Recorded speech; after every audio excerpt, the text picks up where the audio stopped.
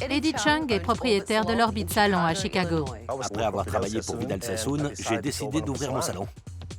23 ans plus tard, il risque de tout perdre.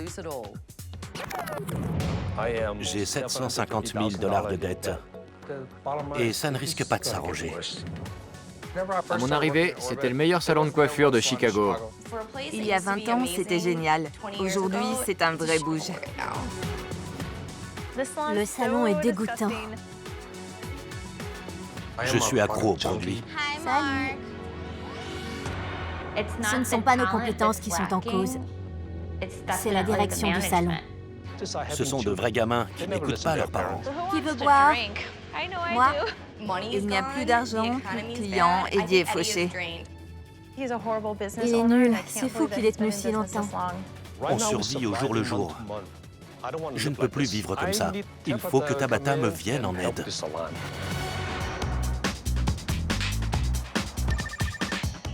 Allô? Bonjour Eddie, c'est Tabata. Tu peux sortir du salon, s'il te plaît? D'accord, j'arrive. Depuis ce matin, j'observe Eddie et son équipe via les caméras de surveillance. Salut Eddie. Enchanté. Tu as demandé de l'aide? Me voilà. Merci, c'est formidable. Viens avec moi. Pourquoi as-tu fait appel à moi? Ce salon est une catastrophe. Et il fonctionne très mal. Tu possèdes 2 salons. Quel est le montant de tes dettes? L'ouverture du second salon nous a amené à 750 000 $ de dette. Waouh, d'accord. Tu dois être un peu stressé. J'ai dépassé ce stade. Où en es-tu? Je suis aux abois. Si ça continue comme ça, que les dépenses augmentent, je ne tiendrai plus très longtemps. Je te supplie de m'aider. Bon, on va voir ce qu'on peut faire. Dis-moi qui est cette jeune femme. C'est la manager. Et la manager du salon se coiffe alors qu'une cliente est assise à quelques mètres d'elle. Je n'ai pas envie d'être un dictateur et leur dire exactement ce qu'ils doivent faire.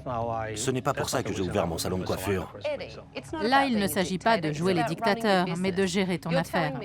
Cette jeune femme est censée diriger ton salon. Et voilà l'exemple qu'elle donne. Tu trouves que c'est acceptable? Je ne dois pas être un bon patron, sinon ça n'arriverait pas. Bon, on continue. Qui est cet homme? Bobby, l'un de nos coiffeurs les plus expérimentés. Il forme aussi les nouveaux. La couleur dégouline sur le visage de la cliente. Je sais. C'est acceptable? Non, pas du tout. Mais j'ai vu ça tellement de fois que j'ai fini par me résigner. Eddie m'a tout l'air d'avoir baissé les bras. Est-ce que je peux passer aux toilettes? Oui, bien sûr, je vous montre. C'est ici. Là-dedans? Si vous préférez, il y en a 2 autres en bas.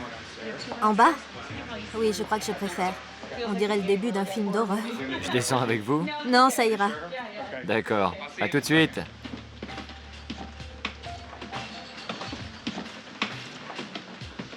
Regardez-moi ce bazar. Je sais pas ce qui s'est passé, mais ça pue et c'est pas moi. D'accord. On ne peut pas dire que ces toilettes soient propres, professionnelles et hygiéniques. Oui, c'est vrai. On continue. Bah, il y a une touffe de cheveux par terre. C'est dégueu. Vas-y, Lindsay, ramasse-la. C'est pas mon boulot. C'est pas le mien non plus. Qu'est-ce que tu penses de cette phrase? C'est pas mon boulot. C'est décevant. Mais il faut que j'engage quelqu'un pour le ménage. Je ne suis pas une bonne à tout faire et je n'ai pas l'intention de le devenir. Le salon a besoin d'un bon coup de balai, mais mes employés sont un peu des incapables. Eddie parle de son salon comme d'une catastrophe et de son équipe comme des incapables. Pas étonnant que son salon n'aille pas bien. Bon, j'en ai assez vu. Donne-moi tes clés, Eddie. Je prends les rênes.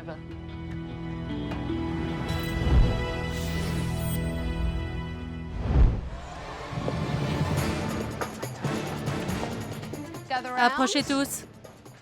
Allez, vite. Je suis trop content. Quand j'ai vu Tabata, j'ai failli me sentir mal. Bonjour à tous. Bonjour. Je m'appelle Tabata et je prends la main. On verra s'ils sont toujours aussi contents dans 2 jours. J'ai annulé tous vos rendez-vous de la semaine. Dans les jours à venir, tout va changer. À la fin de la semaine, il se peut que certains d'entre vous n'aient plus leur place dans ce salon. Je vous ai observé toute la journée. Dès qu'elle a dit « Je vous ai observé toute la journée », j'ai su qu'elle allait nous dire qu'on bossait comme des sagouins et que le salon était dégueu. Et franchement, j'ai vu des choses qui sont absolument inacceptables. On commence par Bobby. C'est parti. Je t'ai regardé faire une couleur et j'ai été horrifiée. Tu es le coiffeur le plus expérimenté du salon. Mais cette cliente avait de la couleur partout sur le visage. Pourquoi tu ne l'as pas essuyée? Je l'ai fait à la fin. D'accord. Donc c'est tout à fait normal d'appliquer une couleur sur les sourcils d'une cliente avec un pinceau dégoûtant, sale et crasseux, puisqu'après, de toute façon, on va l'essuyer, donc pas de problème. C'est une mauvaise habitude. Et vous prétendez être des coiffeurs professionnels? Vous en êtes sûr? Toi, Andrea, tu es la manager de ce salon. Je t'ai vu te coiffer devant la glace alors qu'il y avait une cliente dans le salon. Tu trouves que c'est digne d'un manager? Non. Là, j'ai eu l'impression que j'étais condamnée. Et quand vous voyez des déchets qui traînent dans le salon, vous vous en éloignez en disant « Ce n'est pas à moi de le ramasser, ce n'est pas mon boulot ». Vous trouvez ça drôle? Non, c'est nerveux. C'est juste des cheveux. Je vous rappelle que vous en touchez toute la journée. Lindsay a intérêt à arrêter de sourire bêtement ou elle va le regretter. Je trouve ça vraiment honteux que vous osiez vous prétendre coiffeur. J'ai du pain sur la planche, je crois. Je voudrais visiter ce bouge que tu appelles un salon. Tu me fais faire le tour du propriétaire? Oui. Imaginons que je viens pour la première fois. Je découvre ce salon. C'est vraiment très accueillant, très charmant, ce sol répugnant. Sympa, non? D'accord. Bienvenue dans notre salon. Bon, rassemblez-vous tous autour de moi. J'espère que je vais au moins pouvoir vous faire honte. Je vais vous dire le fond de ma pensée. Vous n'êtes pas des coiffeurs professionnels, vous êtes des porcs. Je la déteste, je vous jure. C'est une liste de nettoyage? Oui, on note tout ce qui doit rester propre. Qui l'a mise en place? Andrea. Bonne idée. Angelica m'a montré ta liste de nettoyage. Bravo pour l'initiative. Merci. Andrea était toute contente de remplir son rôle de manager. Elle a fait un petit discours pour motiver ses troupes et puis elle a préparé une liste de tâches ménagères et de produits à acheter pour que le salon soit propre. Elle a vraiment investi son rôle. Eddie, tu as l'air heureux, je trouve. Tu es tout sourire, tu bavardes. Il est radieux, vous ne trouvez pas? Oui, c'est vrai. C'est parce que tout le monde a l'air content, heureux d'être là. Je ne les ai jamais vus si impliqués.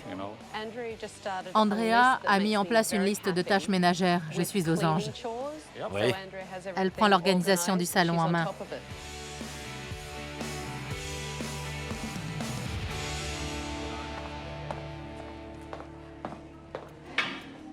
Oui, ça devrait être comme ça.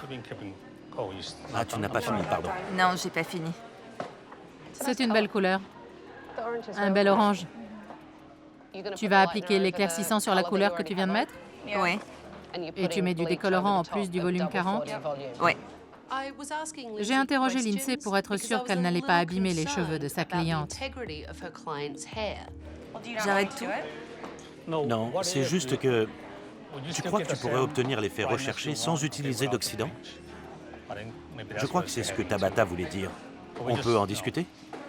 Ce n'est pas la fin du monde. On discute, il faut apprendre à...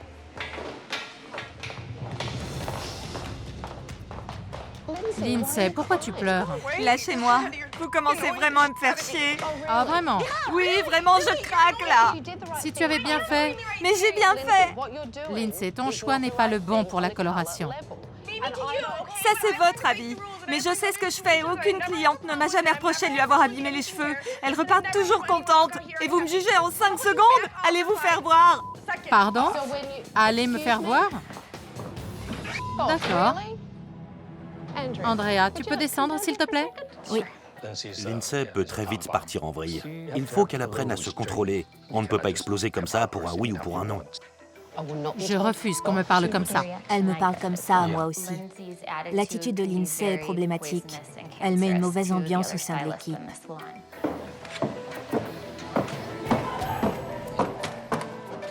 Ce n'est pas du tout professionnel. Ça ne peut pas continuer comme ça. C'est inexcusable. On n'est pas à l'école maternelle. On ne peut pas taper du pied et partir bouder dans son coin. Ça va? Ouais. Inutile de m'ignorer, je ne partirai pas. Il faut qu'on parle. Compte là-dessus, Poufias. Je suis hyper énervée, là. Pourquoi? Vous n'êtes qu'une espèce de sale vache. Ok, pourquoi? C'est peut-être de naissance. Je suis peut-être comme ça de naissance, Lindsay, mais au moins je sais coiffer les gens. On a besoin de faire des progrès. Tu ne te rends pas compte. Tout ça me chamboule, moi aussi. Je n'ai pas envie de te faire la morale, d'accord? Je n'ai vraiment pas besoin de ça en ce moment. Je suis ton ami et toi tu me mets dans une situation très difficile, merci bien. Tu crois que ça me fait plaisir de devoir gérer tes humeurs? De toute l'équipe, la seule personne pour qui je me suis fait du souci ces 2 derniers jours, c'est toi. Alors maintenant à toi de m'aider, fais un effort. Tu es la seule à avoir rechigné à chaque étape de ce changement. Tu vas te reprendre et finir ta journée normalement. Il te reste une cliente là-haut. Tu continues sur ta lancée pour aujourd'hui, comme tu as commencé. Mais ensuite, on va avoir une discussion, d'accord? Là, il y a 4 ans à San Bruno, banlieue de San Francisco, en Californie. Pour elle, c'était une bonne façon de subvenir aux besoins de la famille. C'est dur de gérer un salon entre 4 sœurs. Cindy a pas la science infuse. Ça lui arrive de se tromper aussi. Karen et Jeannette, elles se la coulent douce. Elles ne savent pas ce que c'est que de payer un loyer. C'est nous qui gérons tout. Pourquoi pas un gros câlin? Ma sœur et moi, on adore faire la fête. On bosse dur, mais on veut aussi décompresser. C'est vous que j'ai vu boire dans le salon? Non, désolée. On n'hésite pas à tester nos limites avec Karen. On sait que Cindy ne nous virera pas parce que la famille avant tout. Chérie, me dis pas ce que je dois faire. Pourtant, c'est leurs histoires de famille qui mettent leur business en péril. Cindy, en tant que manageuse, est invivable. Elle se stresse pour un rien. Il faut qu'elle redescende un peu. Je devrais t'en mettre une. Tu me saoules. C'est une malade. Je suis la patronne. Elles sont à mon service. Et en plus, je suis l'aînée. On travaille ensemble, on vit ensemble, on doit se supporter 23 heures par jour. Je suis la patronne, je n'ai rien à apprendre. Apprends déjà à la fermer. On se dispute devant les clients. Elle m'a injuriée devant une de mes clientes. Tu m'en veux encore? Je t'en veux tout le temps. Pourquoi tu la lâches pas un peu? C'est pas un drame. C'est quoi son problème encore? Faut vraiment que ça change parce que sinon je démissionne. Je peux pas la haïr, c'est ma sœur. J'ai 190 000 $ de dette. On a tout misé sur ce salon avec ma sœur. Si Tabata ne nous aide pas, on va tout perdre. Bonjour Cindy, c'est Tabata. Oh, bonjour Tabata. Prenez vos clés et rejoignez-moi à l'extérieur avec Marjorie. Ok. On arrive tout de suite? Quel stress! J'ai fait installer des caméras de surveillance dans le salon pour voir comment Cindy et son équipe se débrouillent. Il est temps de les débriefer. Bonjour. Bonjour. Vous m'avez demandé de l'aide, En effet. donc me voici. Merci d'avoir décidé de nous aider. Venez. Ok.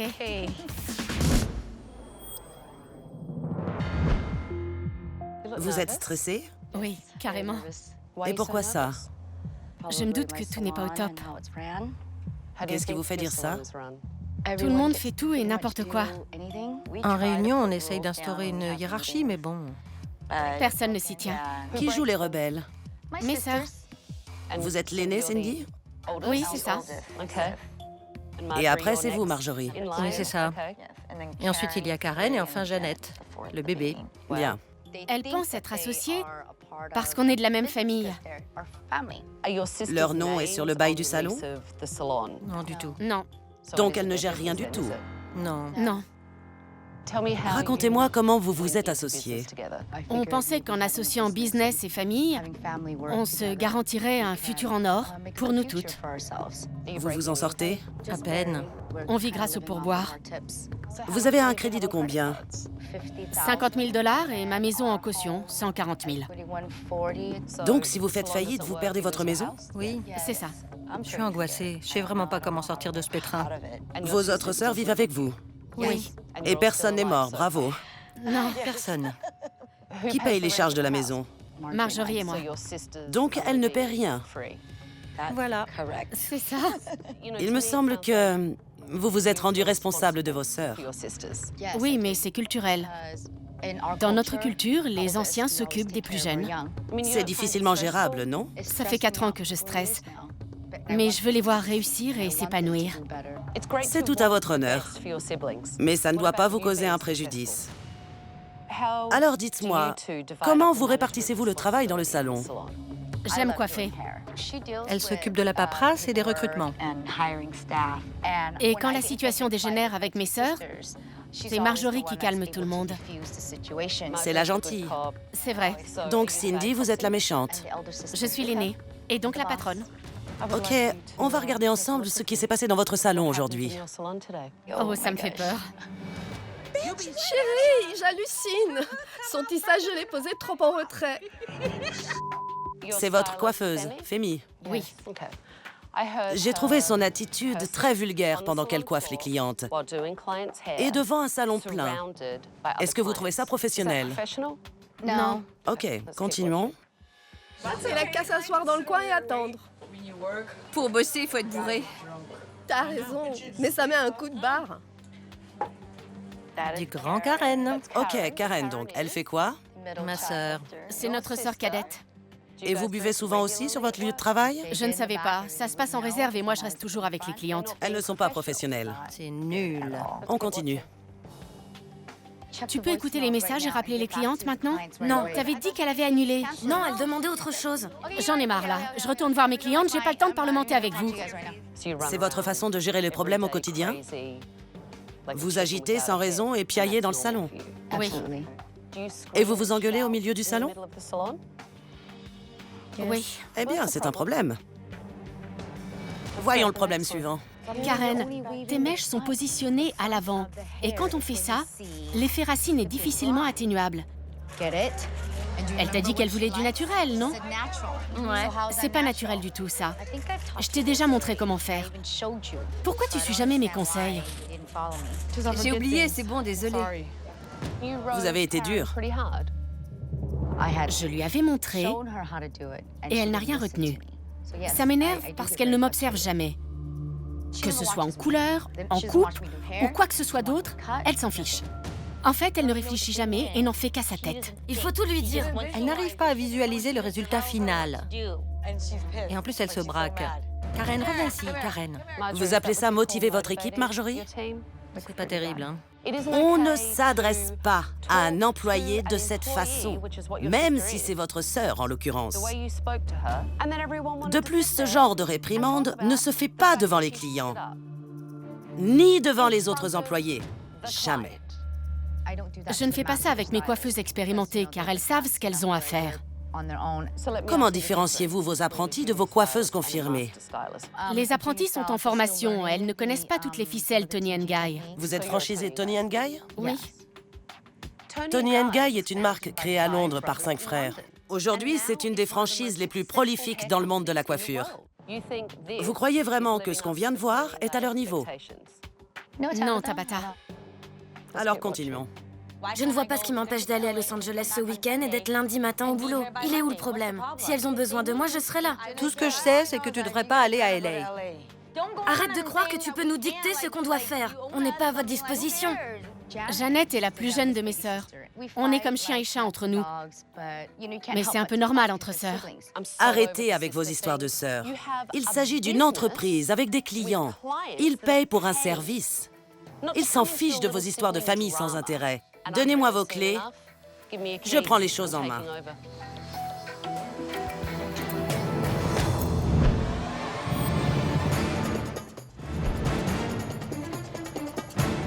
Bonjour à tous. Rassemblez tout le monde. Mon nom est Tabata. C'est moi le chef maintenant. Vous avez l'air pétrifié. Non, je suis contente. Vraiment? Oui, on a besoin d'aide. Vous êtes en effet un des problèmes à régler. Tabata va m'en faire voir. Elle m'a fixé droit dans les yeux.